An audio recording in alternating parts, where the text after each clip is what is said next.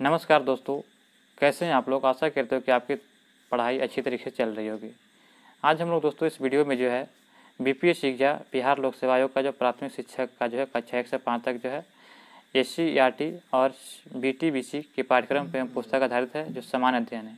इसमें brief practice set दिए गए हैं जो आज हम लोग प्रैक्टिस सेट नंबर 6 को डिस्कस करेंगे। इससे पहले का आप सेट नहीं देखे तो आप हमारे चैनल पर जाकर जरूर देख लीजिएगा। चलिए दोस्तों, आज के हम सेशन को शुरू करते हैं। हमारा पहला प्रश्न दिया गया है कि किरातार्जुनीयम पुस्तक किसने लिखा था। तो किरातार्जुनीयम पुस्तक जो है यह भारवी के द्वारा लिखा गया था। ऑप्शन नंबर 4 इसका राइट आंसर होगा। किरातार्जुनीयम प्रसिद्ध प्राचीन संस्कृत ग्रंथों में से एक है। इसके एक उत्कृष्ट काव्य रचना माना जाता है। इसके रचनाकार महाकवि भारवी हैं। ऑप्शन नंबर 4 इसका राइट आंसर होगा।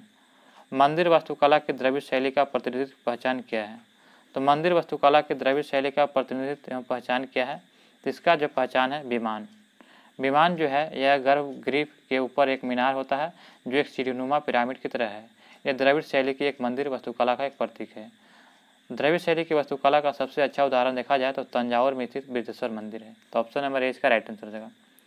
महाबलीपुरम स्थित एकाश्मीय शैल मंदिर का प्रसिद्ध नाम क्या है।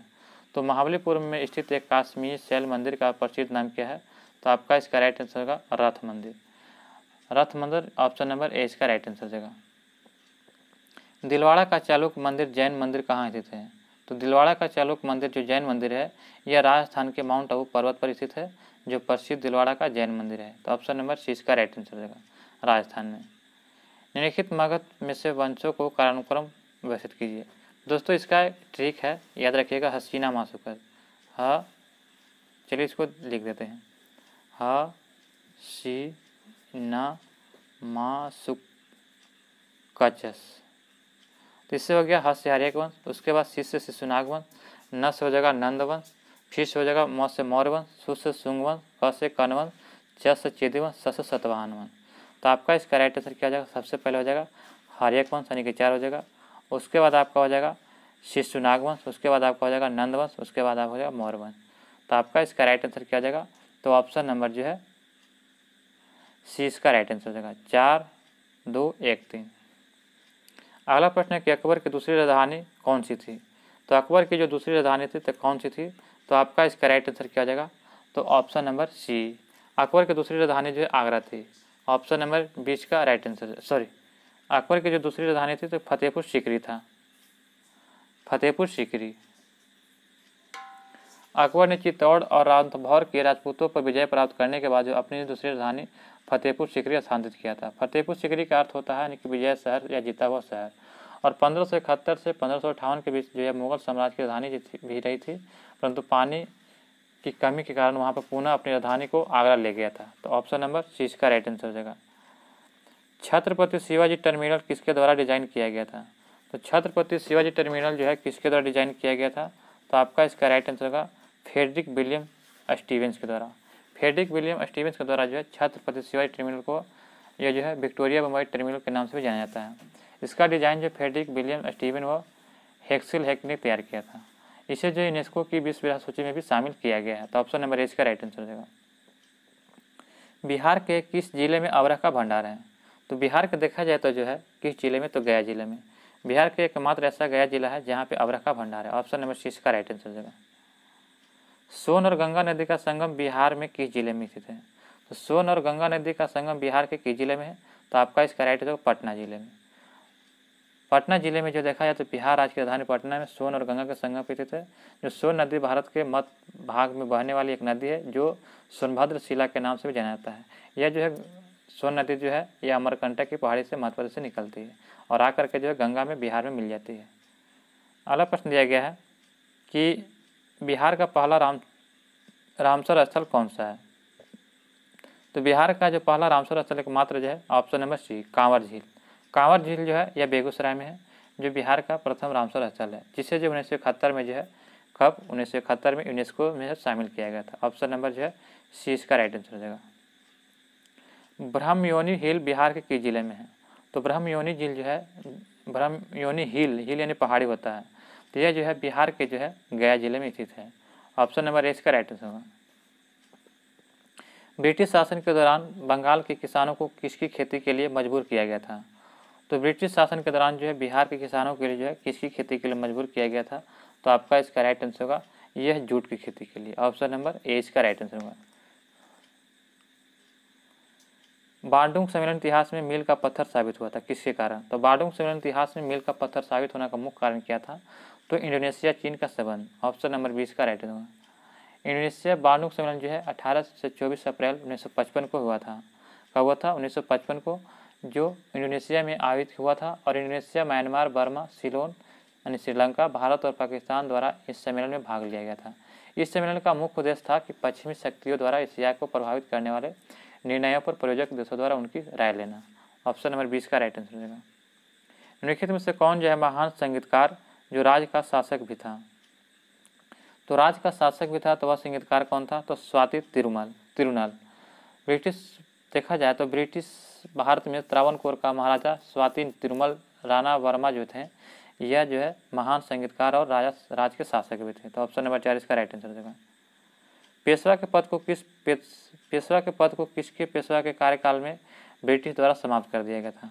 तो पेशवा के पद को जो समाप्त कब कर दिया गया था? तो यह बाजीराव द्वितीय के समय। पेशवा अष्टप्रधान जो होता था, महाराष्ट्र प्रशासन में 8 मंत्रियों का समूह होता था, जो वह प्रमुख होता था। पेशवा पद को ब्रिटिश शासन बाजीराव द्वितीय के शासनकाल में समाप्त कर दिया गया था। ऑप्शन नंबर 4 इसका राइट आंसर देगा। किस चार्टर एक्ट के द्वारा जो ईस्ट इंडिया कंपनी के चीन के साथ व्यापारिक अधिकार को समाप्त कर दिया था?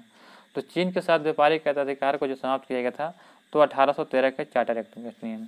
ऑप्शन नंबर जो है 20 का राइट होगा। 1813 के चार्टर एक्ट नियम के तहत जो ईस्ट इंडिया कंपनी तथा चीन व चाय के साथ भारत के साथ चाय के व्यापारिक कंपनी को अधिकार को बने रहने दिया था और व्यापारिक अधिकार को समाप्त कर दिया गया था। तो यहाँ पे दिया गया है कि चीन के साथ व्यापारिक एकाधिकार तो 1813 में, और पूर्णतः कहा जाएगा तो 1833 हो जाएगा। महासंघ का विचार सर्वप्रथम प्रस्तावित किया गया था कब? तो महासंघ का विचार जो सर्वप्रथम प्रस्तावित किया गया था, तो यह हुआ था नेहरू रिपोर्ट 1928 में। ऑप्शन नंबर 4 इसका राइट होगा। महासंघ का विचार जो सर्वप्रथम मोतीलाल नेहरू रिपोर्ट 1928 में जो है प्रस्तावित किया गया था, परंतु इसे मुस्लिम लीग के द्वारा अस्वीकार कर दिया गया था। ऑप्शन नंबर 4 इसका राइट आंसर होगा। 1784 का क्विट इंडिया एक्ट क्या था? तो 1784 का जो क्विट इंडिया एक्ट था, यह आपका विनियम अधिनियम यानी कि रेगुलेटिंग एक्ट था। ऑप्शन नंबर 20 का राइट आंसर देगा।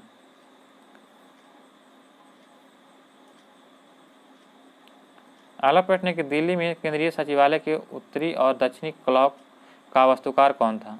तो दिल्ली में केंद्रीय सचिवालय के उत्तरी और दक्षिणी क्लॉक का वास्तुकार कौन था? तो इसके वास्तुकार थे sir Edwan Lutyens. Option number इसका राइट आंसर देगा। निम्नलिखित में से भारत का कौन सा स्थल स्मारक जो यूनेस्को की विश्व विरासत स्थल सूची में नहीं है? तो जो है आपका हो जाएगा काशी विश्वनाथ मंदिर। काशी विश्वनाथ मंदिर जो है ये यूनेस्को के विश्व विरासत स्थल में शामिल नहीं है, जबकि लोरा की गुफा, कुतुब मीनार, मानस वन्य अभ्यारण्य ये सभी जो है यूनेस्को स्थल में शामिल है।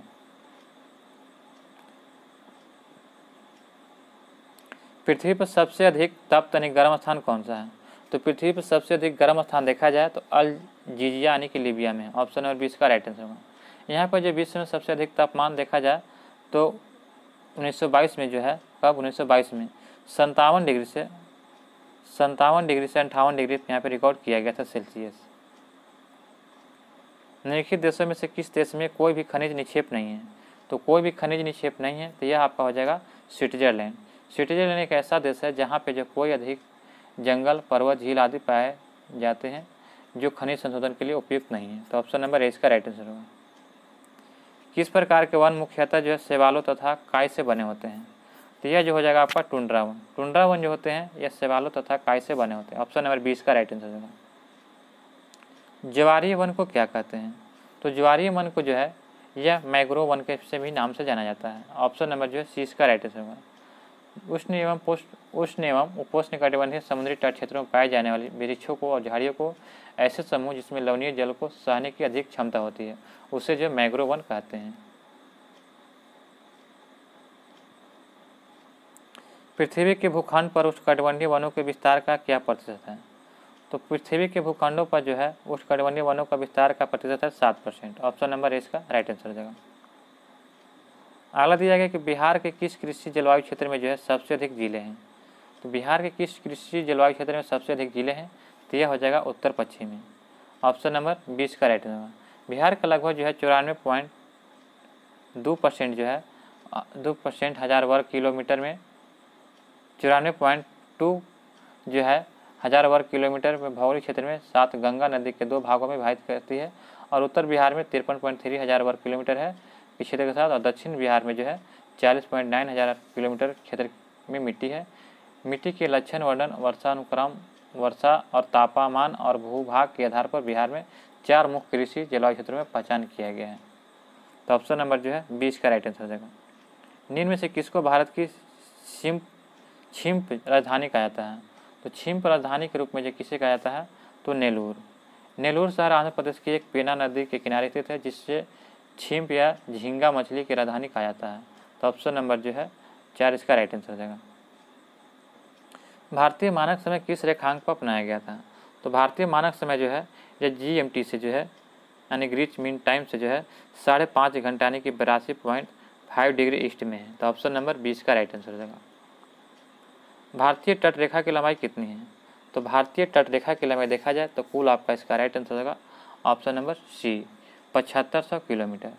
7500 किलोमीटर जो है भारतीय देखा जाए तो भारत में कुल स्थलखंड के सारे भारत के समुद्री सीमा देखा जाए तो 6100 किलोमीटर है। ये वाला भाग जो है ये 6100 किलोमीटर है और जो है किलोमीटर पाई जाती है, जबकि अंडमान निकोबार और लक्षद्वीप तटीय रेखा को अगर समाहित किया जाता है तो यह जो है 1516 किलोमीटर है। कितना? 1416 किलोमीटर, 1416 किलोमीटर, यानी कि देखा जाए तो कुल 1500 जो है यानी 1500 किलोमीटर दिया है तो यहाँ 1516 हो जाएगा। तो ऑप्शन नंबर 6 का राइट है, लगभग में दिया गया है। अगला प्रश्न, भारत में विशालतम समुद्र कहाँ है? समुद्र तट कहाँ पे है? तो भारत में विशालतम समुद्र तट कहाँ पे है? तो आपका इसका राइट आंसर होगा यह तमिलनाडु में। ऑप्शन नंबर जो 6 का राइट आंसर होगा। 13 किलोमीटर लंबा समुद्र तट चेन्नई के तमिलनाडु में स्थित है। यह भारत का सर्वाधिक भीड़ वाला समुद्री तट है। यह बंगाल की खाड़ी में कोरमंडल तट के पास स्थित है। तो ऑप्शन नंबर जो है 6 का राइट आंसर हो जाएगा। चुम्बी घाटी किस राज्य में स्थित है? तो चुम्बी घाटी जो है यह आपका स्थित है कहाँ पे? सिक्किम में। चुम्बी घाटी भारत के सिक्किम राज्य में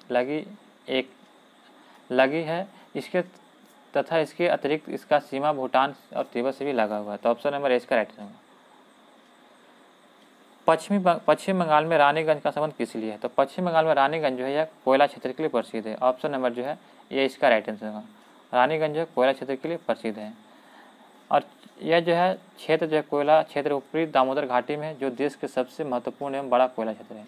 इस क्षेत्र को जो है 35% कोयला यहाँ से प्राप्त होता है रानीगंज से। तो ऑप्शन नंबर इसका राइट आंसर होगा। निम्नलिखित का मिलान कीजिए। तो हजारीबाग किस लिए प्रसिद्ध है यहाँ पे बताना है। तो आपका इसका हो जाएगा कि हजारीबाग जो है यह अभ्रक के लिए प्रसिद्ध है। नेवेली जो है यह आपका भूरा कोयला के लिए यानी लिग्नाइट।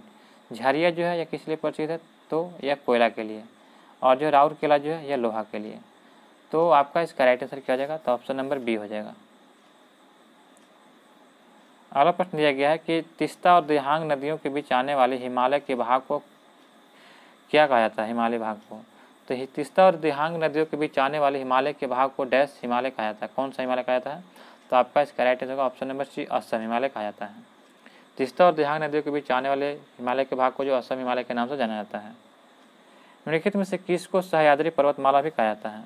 तो सह्याद्री पर्वतमाला जो है यह किसको कहा जाता है? तो पश्चिमी घाट श्रेणी को। ऑप्शन नंबर 20 का राइट आंसर होगा। पश्चिमी घाट श्रेणी को जो है संस्कृत में सह्याद्री कहा जाता है। तो ऑप्शन नंबर 20 का राइट आंसर हो जाएगा। लाभ के नवाचार सिद्धांत को किसने प्रतिपादन किया था? तो लाभ के नवाचार सिद्धांत को जो किसने प्रतिपादन किया था? तो यह प्रतिपादन किया था ऑप्शन नंबर जो है ए इसका राइट आंसर होगा J.S. Schumpeter. Option number B ए इसका राइट आंसर होगा। J.M. शुम्पीटर ने यह जो है 1934 में जो है लाभ और नवाचार सिद्धांत को प्रतिपादित किया था। ऑप्शन नंबर ए इसका राइट आंसर होगा। निम्न में से कौन सा बैंक अपने शुरुआती समय में शाही बैंक या इंपीरियल बैंक के नाम से जाना जाता है? तो यह आपका जाना जाता है भारतीय स्टेट बैंक। ऑप्शन नंबर 20 का राइट आंसर होगा। इंपीरियल बैंक ऑफ इंडिया की स्थापना 1921 में की गई थी और यह औपनिवेशिक भारत का सबसे बड़ा व्यवसायिक बैंक था। सन 1955 में जो इसका राष्ट्रीयकरण करके जो भारतीय स्टेट बैंक बना दिया गया था। तो ऑप्शन नंबर 20 का राइट आंसर होगा। कौन से 3 वर्ष योजना जो अवकाश के नाम से जाने जाते हैं? तो कौन से 3 वर्ष योजना जो अवकाश के नाम से जाने जाते हैं? तो यह आपका जाना जाता है 1966 से 69। योजना अवकाश जो समय देखा जाए तो वर्ष 1900 जब पंचवर्षीय योजना कि कारणवश बाधित हो गया था, तो योजना अवकाश 66-69 में भारत पाकिस्तान युद्ध के समय लागू किया गया था। ऑप्शन नंबर 20 का राइट आंसर हो जाएगा, 3 वर्ष के लिए। निम्न में से कौन सी समिति बैंकिंग सुधार से जुड़ी हुई है? तो बैंकिंग सुधार से कौन सा समिति जुड़ा हुआ? तो आपका इसका राइट आंसर होगा ऑप्शन नंबर बी, नरसिम्हन समिति। नरसिम्हन समिति जो 1991 में पहली बार नरसिम्हन समिति की स्थापना किया गया था 1991 में, और जिससे जो बैंकों में सुधार तथा वित्तीय सम्मेलन पर टिप्पणी के लिए 1998 में दूसरी नरसिम्हन समिति का भी स्थापना किया गया था। तो ऑप्शन नंबर 20 का राइट आंसर हो जाएगा। यदि एक वस्तु की नकारात्मक आय, लोच और मांग की सकारात्मक मूल्य स्थिर हो तो वह है, तो वह आपका क्या हो जाएगा? तो गिफिन वस्तु हो जाएगा। गिफिन वस्तु वे वस्तुएं होती है जो विलासितापूर्ण वस्तुओं से नज़दीक है, और गिफिन वस्तुओं की मांग बढ़ जाती है क्योंकि इसे जो है मूल उच्च सामाजिक स्थिति का प्रदर्शन करते हैं। भारतीय संविधान के अनुच्छेद 27 के तहत किसी विशिष्ट धर्म की अभिवृद्धि के लिए कोई कर अदा करने के लिए बाध्य नहीं किया जाएगा। यह संदर्भित है किससे? तो यह जो है आपका संदर्भित है किससे? तो यह जो है भारत के दिए नागरिकों के मूल अधिकार से संबंधित है। ऑप्शन नंबर 4 इसका राइट आंसर हो जाएगा। निम्नलिखित में से किस अनुच्छेद में जो है अल्पसंख्यकों के हितों का प्रावधान किया गया है? तो यह प्रावधान किया गया है अनुच्छेद 29 में। अनुच्छेद 29 में जो है अल्पसंख्यकों के हितों का प्रावधान किया गया है। ऑप्शन नंबर सी इसका राइट आंसर हो जाएगा। 14 में जो समता का अधिकार है, 19 में जो है स्वतंत्रता का अधिकार है। भारतीय संविधान के अल्पसंख्यकों को मान्यता किस आधार पर प्रदान किया गया था? तो भारतीय संविधान को जो है यह मान्यता जो किस आधार पर अल्पसंख्यकों को प्रदान किया गया था? धर्म के आधार पर। ऑप्शन नंबर ए इसका राइट आंसर है। भारतीय संविधान के अनुच्छेद देखा जाए तो अनुच्छेद 30 के अनुसार जो है अल्पसंख्यक वर्ग को जो है अल्पसंख्यक की मान्यता धर्म और भाषा के आधार पर दिया गया था। ऑप्शन नंबर ए इसका राइट आंसर हो जाएगा। भारतीय संविधान के अनुच्छेद 31 ए के अनुसार संपदाओं आदि के अर्जन के लिए उपलब्ध कराने वाली विधियों की व्यावृत्ति संदर्भित है। तो यह संदर्भित किस में है? तो मूल अधिकार में। ऑप्शन नंबर सी इसका राइट आंसर। मूल अधिकार जो है भाग 3 में दिया गया है, और राज्य के नीति निर्देशक सिद्धांत जो है कितना में दिया गया है? दिया जाएगा भाग 4 में दिया गया है। अगला प्रश्न दिया गया हमारा कि नेक्स्ट प्रश्न है कि उच्चतम न्यायालय के न्यायाधीश किस आयु तक अपने पद पर बने रह सकते हैं? तो उच्चतम न्यायालय के मुख्य न्यायाधीश जो है यह अपनी आयु पर जो है 62 वर्ष तक रह बन सकते हैं। ऑप्शन नंबर 20 का राइट आंसर होगा। उच्चतम न्यायालय के न्यायाधीश जो है 62 वर्ष की आयु तक अपना पद धारण करते हैं। जब 15वें संविधान संशोधन जब हुआ था 1963 में, 1963 में जब 15वां संविधान हुआ था तो उसमें कहा गया था कि उच्चतम न्यायालय के न्यायाधीश की सेवानिवृत्ति की आयु जो है 60 वर्ष से बढ़ाकर 62 वर्ष कर दिया गया था। तो ऑप्शन नंबर जो है 20 का राइट आंसर हो जाएगा। भारतीय संविधान के किस अनुच्छेद में मुख्यमंत्री के कर्तव्यों को परिभाषित किया गया है? तो मुख्यमंत्री के कर्तव्य को परिभाषित जो है अनुच्छेद 167 में किया गया है। ऑप्शन नंबर सी का राइट आंसर हो जाएगा। भारत में राज्यों के राज्यपाल की नियुक्ति कौन करता है? तो भारत में राज्यों के राज्यपाल की नियुक्ति जो है यह भारत के राज्यों के राज्यपाल की नियुक्ति भारत के राष्ट्रपति के द्वारा किया जाता है। ऑप्शन नंबर 4 इसका राइट आंसर हो जाएगा। निम्नलिखित में से कौन सा जो है निवारक निरोध अधिनियम नहीं है? तो निवारक निरोध अधिनियम नहीं है तो विदेशी मुद्रा विनिमय जो है यह जो है निवारक निरोध अधिनियम नहीं है। ऑप्शन नंबर 4 इसका राइट आंसर हो जाएगा। भारतीय संविधान के अनुच्छेद 24 के अनुसार कारखानों आदि में बालकों के नियोजन का प्रतिषेध संदर्भित है। तो यह कितना के तहत दिया गया था? तो यह आपका दिया गया है भारतीय नागरिक के मूल अधिकार के तहत। ऑप्शन नंबर ए इसका राइट आंसर है। अनुच्छेद 24 के अनुसार कारखानों बालकों के नियोजन पर प्रतिबंध एक मूल अधिकार के है, जिसके अनुसार 14 वर्ष से कम उम्र के बच्चों को जो ऐसे कार्य करने से बचाना है। तो ऑप्शन नंबर ए इसका राइट आंसर हो जाएगा। भारतीय संविधान के अनुच्छेद 31B के अनुसार कुछ अधिनियमों और विनियमों के विधिमान्यकरण का प्रावधान निम्न में से किसके अंतर्गत आता है? तो यह आपका आता है किसके अंतर्गत? तो भारतीय नागरिकों के मूल अधिकार के अंतर्गत। ऑप्शन नंबर 4 इसका राइट आंसर हो जाएगा। डीजल इंजन में ईंधन को ज्वलित करने के लिए आवश्यक उच्च तापमान किसके द्वारा प्राप्त किया जाता है? तो डीजल ईंधन में जो है ज्वलन करने के लिए आवश्यक उच्च तापमान जो किसके द्वारा प्राप्त किया जाता है? तो यह आपका प्राप्त किया जाता है सिलेंडरों के में वायु को संपीड़ित करके। ऑप्शन नंबर सी इसका राइट आंसर हो जाएगा। बादल किस कारण से वायुमंडल में तैरते हैं? तो बादल जो होता है वायुमंडल में कोई भी अगर तैरता है तो उसका जो घनत्व कम होने के कारण। तो आपका इसका राइट आंसर क्या हो जाएगा? तो ऑप्शन नंबर बी, निम्न घनत्व के कारण। ऑप्शन नंबर 20 का राइट आंसर हो जाएगा। शब्द इंसुलेशन यानी कि आपतन का अर्थ क्या होता है? तो शब्द इंसुलेशन आपतन का अर्थ होता है कि आपतित और सौर विकिरण। ऑप्शन नंबर 20 का राइट आंसर हो जाएगा। इंसुलेशन आपतन बिंदु की सतह पर पहुंचने वाले सूर्य के विकिरण को कहते हैं। तो ऑप्शन नंबर 20 का राइट आंसर हो जाएगा। निम्न में से किस अभिक्रिया द्वारा रक्त का शुद्धिकरण किया जाता है? तो रक्त का शुद्धिकरण किसके द्वारा किया जाता है? तो सभी लोग जानते हैं कि इसको जो शुद्धिकरण के लिए डायलिसिस प्रक्रिया है। तो ऑप्शन नंबर 1 का राइट आंसर है। वह प्रक्रिया जिसमें किसी कोलाइडी बिलियन में उपस्थित सूक्ष्म कणों को परागकण झिल्ली के माध्यम से पृथक किया जाता है, उससे डायलिसिस कहलाता है। वायुमंडल का वह स्तर जो इलेक्ट्रॉन तथा धनायनों से संयोजन कर होता है क्या कहलाता है? तो वायुमंडल का वह स्तर जो इलेक्ट्रॉनों तथा धनायनों से संयोजित होता है उससे क्या कहा जाता है? तो उससे जो है आयनमंडल कहते हैं। ऑप्शन नंबर 20 का राइट आंसर हो जाएगा। यदि बर्फ पर जल को 0 डिग्री सेल्सियस ताप पर रखा जाए तो क्या परिवर्तन होगा? तो यदि बर्फ पर जल को 0 डिग्री सेल्सियस ताप पर रखा जाए तो परिवर्तन क्या होगा? तो आपका इसका राइट आंसर हो जाएगा ऑप्शन नंबर सी, कोई परिवर्तन नहीं होगा, क्योंकि वह भी बर्फ है, वह भी जल भी 0 पर है, तो कोई परिवर्तन नहीं पड़ेगा। अगला प्रश्न दिया गया हमारा कि मानव शरीर की कौन सी ग्रंथि पीयूष ग्रंथि से स्रावित हार्मोन नियंत्रित करती है? तो यह जो है आपका राइट आंसर हो जाएगा ऑप्शन नंबर ए, हाइपोथैलेमस ग्रंथि। मानव शरीर की जो कौन सी ग्रंथि पीयूष ग्रंथि से स्रावित हार्मोन का नियंत्रण करती है? तो हाइपोथैलेमस ग्रंथि। ऑप्शन नंबर ए इसका राइट आंसर हो जाएगा। निम्न में से मनुष्य के किस ऊतक में जन्म के बाद कोशिका विभाजन नहीं होता है? तो यह आपका राइट आंसर हो जाएगा तंत्रिका। तंत्रिका में जो है मनुष्य के ऊतक के जन्म के बाद कोशिका विभाजन नहीं होता। ऑप्शन नंबर 20 का राइट आंसर हो जाएगा।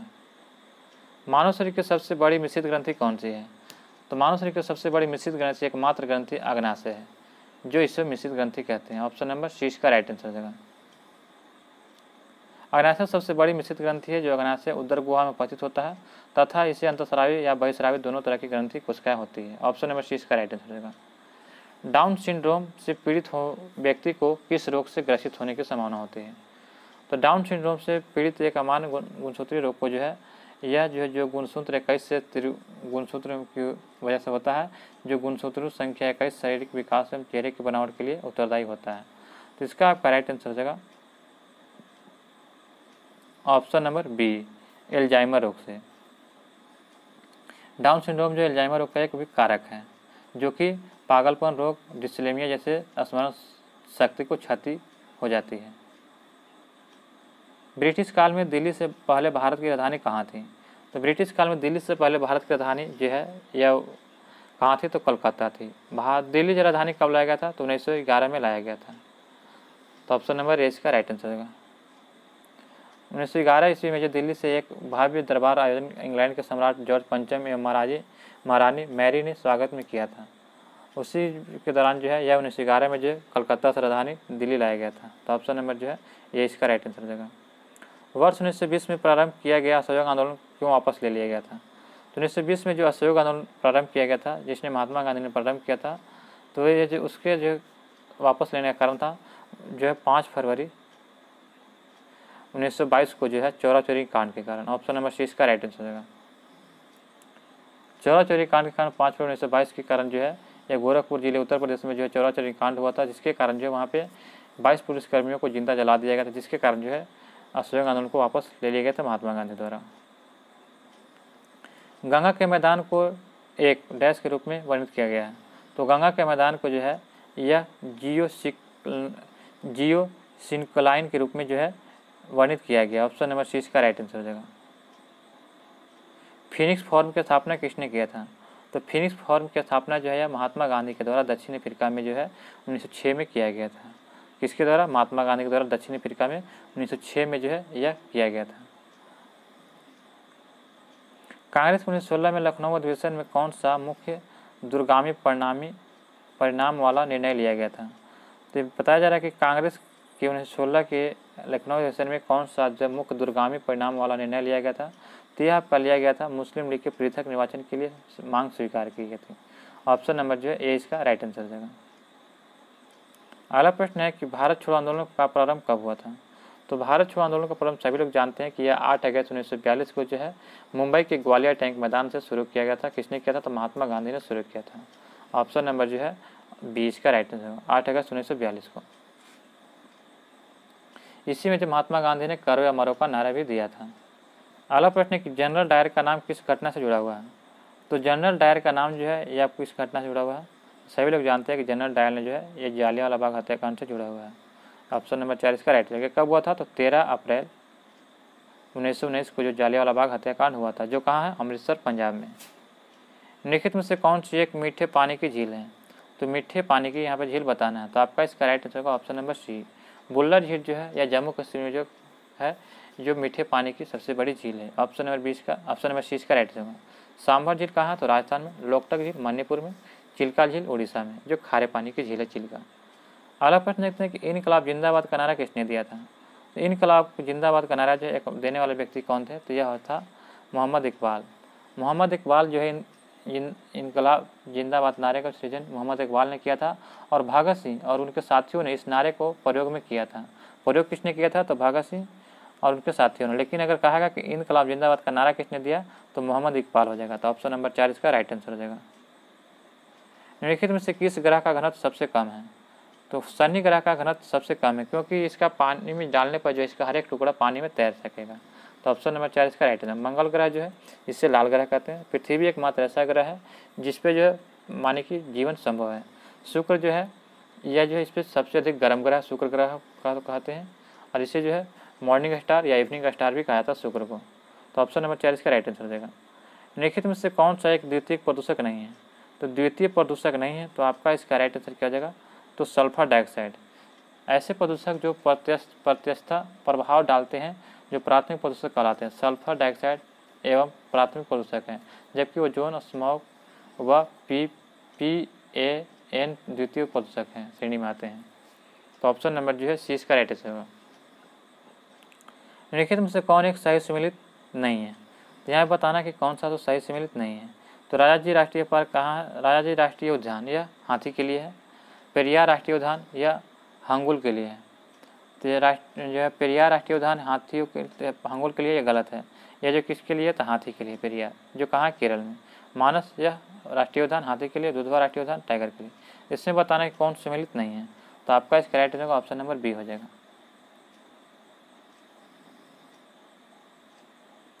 सूची 1 सूची 2 के यहाँ पे सम्मिलित करना है। चलिए इसको सम्मिलित करते हैं। यहाँ पे खनिज दिया गया है और इसको सम्मिलित करना है। तो खनिज जो समाप्त होने का योग है, क्या है? तो समाप्त होने वाला योग है खनिज। सौर ऊर्जा, तो सौर ऊर्जा यह असमाप्त होने वाला। सौर ऊर्जा जो तो सूरज का प्रकाश जो है असमाप्त होने 4 हो जाएगा। बायोगैस जो है मेथिन तथा कार्बन डाइऑक्साइड होते हैं। बायोगैस में मेथिन और कार्बन डाइऑक्साइड। वन आरोपण, ये जो वर्षा के कारण होता है। तो आपका इसका राइट होगा ऑप्शन नंबर ए हो जाएगा 3, 4, 2, 1। अगला प्रश्न दिया गया है कि पर्यावरण में ग्रीन हाउस प्रभाव में वृद्धि होती है। तो पर्यावरण में ग्रीन हाउस प्रभाव में वृद्धि होती है किसके कारण? तो इसका कारण होता है option number B, carbon dioxide के कारण होता है। ऑप्शन नंबर बी इसका राइट आंसर हो जाएगा। निम्नलिखित में से कौन प्रदूषक संकेत पौधा है? निम्नलिखित में से कौन प्रदूषक संकेत पौधा है? तो आपका इसका राइट आंसर होगा ऑप्शन नंबर सी, यानी कि जो लाइकेन जो है यह प्रदूषक संकेतक पौधा है। ऑप्शन नंबर सी इसका राइट आंसर हो जाएगा। हमारा अगला प्रश्न दिया गया है कि निम्नलिखित ऊर्जा स्रोतों में से कौन सा पर्यावरण को स्वच्छ रखने के लिए सर्वोत्तम है? तो पर्यावरण को स्वच्छ रखने के लिए सर्वोत्तम कौन सा हो जाएगा? तो सौर सेल। ऑप्शन नंबर 4 इसका राइट आंसर हो जाएगा। नाभिकीय ऊर्जा के विकिरण आदि को खतरे से, किंतु सौर ऊर्जा का उपयोग पूर्णतः स्वच्छ एवं पर्यावरण को सुरक्षित रखने वाला है। ऑप्शन नंबर 4 इसका राइट आंसर हो जाएगा। सूची 1 सूची 2 को यहाँ सम्मिलित करना है और मिलान करना है। तो यहाँ पे जो दाचीग्राम ये कहाँ है? तो ये जम्मू कश्मीर में। दाचीग्राम कहाँ है? जम्मू कश्मीर में। बांदीपुर यहाँ पे पापीकोट, तो पापीकोट कहाँ का है? तो आंध्र प्रदेश का, आंध्र प्रदेश। सरिस्का कहाँ है? तो सरिस्का ये राजस्थान का हो जाएगा। और बांदीपुर कर्नाटक। तो आपका इसका राइट आंसर हो जाएगा ऑप्शन नंबर बी 2, 1, 3, 4। जैव विविधता का सबसे महत्वपूर्ण पहलू है। तो जैव विविधता का सबसे महत्वपूर्ण पहलू कौन सा हो जाएगा? तो यह आपका हो जाएगा पारिस्थितिकी तंत्र का निर्वहन करना। ऑप्शन नंबर 4 इसका राइट आंसर हो जाएगा। निम्नलिखित युगों में से कौन सही सम्मिलित है? यहाँ पे सही सम्मिलित बताना है। तो यहाँ हो जाएगा सी, हरे पौधे जो पारिस्थितिकी तंत्र है ये सही सम्मिलित है। तो ऑप्शन नंबर सी इसका राइट होगा। पारिस्थितिकी तंत्र की संकल्पना जो है 1935 में जो है किसने दिया था? तो जी टाउंसले के द्वारा दिया गया था। चिपको आंदोलन किससे संबंधित है? तो चिपका आंदोलन जो है यह किससे संबंधित है, तो आपका इसका राइट आंसर हो जाएगा ऑप्शन नंबर ए, पादप संरक्षण से। चिपका आंदोलन तत्कालिक उत्तर प्रदेश के चमोली नहीं, चिपको आंदोलन जो है यह तत्कालिक उत्तराखंड के चमोली जिले में सन 1973 में जो है किसानों द्वारा वृक्षों की कटाई का विरोध करने हेतु जो है आंदोलन की शुरुआत किया गया था। तो ऑप्शन नंबर जो है इसका राइट आंसर हो जाएगा। अगला प्रश्न दिया गया है कि भारत में जैव विविधता की दृष्टि से संतृप्त क्षेत्र निम्न में से कौन सा है। तो संतृप्त क्षेत्र निम्न में से कौन सा हो जाएगा, तो आपका इसका राइट हो जाएगा पश्चिमी घाट। पश्चिमी घाट संरचना की दृष्टि से एक संपूर्ण इकाई है, यह भारत में जैव विविधता की दृष्टि से संतृप्त क्षेत्र है। जैव विविधता के कम होने का मुख्य कारण क्या है, तो जैव विविधता के कम होने का मुख्य कारण क्या हो जाएगा, तो आवासीय विनाश। आवासीय विनाश के कारण जो है जैव विविधता जो है कम होने का मुख्य कारण है। निम्नलिखित में से किससे जो है मेगा डाइवर्स देश के रूप में जाना जाता है, तो मेगा डाइवर्स के रूप में जो किसे जाना जाता है, तो ऑस्ट्रेलिया को। ऑप्शन नंबर जो 20 का राइट आंसर होगा, ऑप्शन नंबर 20 का राइट आंसर। मेगा डाइवर्स देश के रूप में किसे जाना जाता है, तो ऑस्ट्रेलिया को। भारत में गिद्धों की कमी का अत्यधिक प्रमुख कारण क्या है, तो भारत में गिद्धों के कमी का अत्यधिक प्रमुख कारण क्या है, तो जानवरों को जो है दर्द निवारक दवा देने के कारण क्या होता है, क्योंकि गिद्धों जो उसे खाने से क्या होता है, उससे मृत्यु हो गया था। इसके कारण जो है गिद्धों के भारत में अत्यधिक कमी का कारण क्या है, जानवरों को दर्द निवारक दवा देने के कारण। सिगरेट के धुएं में मुख्य प्रदूषक होता है, जो सिगरेट की जो धुएं होता है उसमें मुख्य प्रदूषक क्या होता है, तो option number C, carbon monoxide और बेंजीन होता है। कार्बन मोनोऑक्साइड और बेंजीन जो है यह सिगरेट के धुएं में प्रमुख प्रदूषक होता है। ऑप्शन नंबर सी इसका राइट आंसर होगा। निम्न में से कहाँ जो है आर्सेनिक द्वारा जल प्रदूषण सर्वाधिक है, तो निम्न में से जो कहाँ जो है जल प्रदूषक द्वारा सर्वाधिक आर्सेनिक है, तो आपका इसका राइट आंसर होगा ऑप्शन नंबर 4, यह जो पश्चिम बंगाल में है। ऑप्शन नंबर 4 इसका राइट आंसर हो जाएगा। निम्न में से किस आर्थिक सर्वेक्षण पर पहली बार धारणीय विकास और जलवायु परिवर्तन का न्यूनतम अध्याय जोड़ा गया था, तो यह आपका जोड़ा गया था कब, तो आपका इसका राइट आंसर होगा ऑप्शन नंबर बी, 2011-12 में। 2011-12 में जो आर्थिक सर्वेक्षण में पहली बार जो है धारणीय विकास और जलवायु परिवर्तन का न्यूनतम अध्याय जोड़ा गया था। निम्न में से कौन सा कथन सही है, तो यहाँ पे बताना है कि कौन सा कथन सही है, तो यहाँ पे आपका राइट आंसर हो जाएगा ऑप्शन नंबर ए, जैव मंडलीय पारिस्थितिकी तंत्र में ऊर्जा का प्रवाह एक दिशा में होता है। ऑप्शन नंबर ए इसका राइट आंसर हो जाएगा। नेक्स्ट प्रश्न है कि निम्न में से कौन सा जल लवणता प्रवणता का दर्शाता है, तो जल लवणता प्रवणता को दर्शाने वाला कौन सा लाइन हो जाएगा, तो हेलोक्लाइन। हेलोक्लाइन जो है सागरीय ताप प्रवणता को, थर्मोलाइन यानी जलवंता प्रवणता को, जो हेलोक्लाइन घनत्व प्रवणता को, और पाइकोलाइन को जलीय रसायन को, और केमिकोलाइन को व्यक्त किया जाता है। तो ऑप्शन नंबर जो है 20 का राइट आंसर हो जाएगा। जल लवणता प्रवणता को दर्शाता है हेलोक्लाइन, ऑप्शन नंबर 20 का राइट आंसर होगा। नेक्स्ट प्रश्न दिया गया है कि निम्न में से जो है किससे जलवायु परिवर्तन का क्रायोजेनिक संकेत प्राप्त किया जाता है, तो यह प्राप्त किया जाता है किसके द्वारा, तो आइस कोर के द्वारा। आइस कोर के पिघलने से जलवायु परिवर्तन का क्रायोजेनिक संकेतक प्राप्त किया जाता है। ऑप्शन नंबर ए इसका राइट आंसर होगा। दोस्तों यहाँ पे जो है आपका सेट नंबर 6 समाप्त होता है। आशा करते हो कि यह वीडियो आपको अच्छा लगा। अभी तक हमारे चैनल पर नए तो चैनल को सब्सक्राइब करें और बेल आइकन नोटिफिकेशन को ऑन कर लें। इससे टेलीग्राम पर PDF चाहते हैं तो आप हमारे टेलीग्राम पर ज्वाइन करें। मिलते हैं अगले वीडियो में। जय हिंद, जय भारत।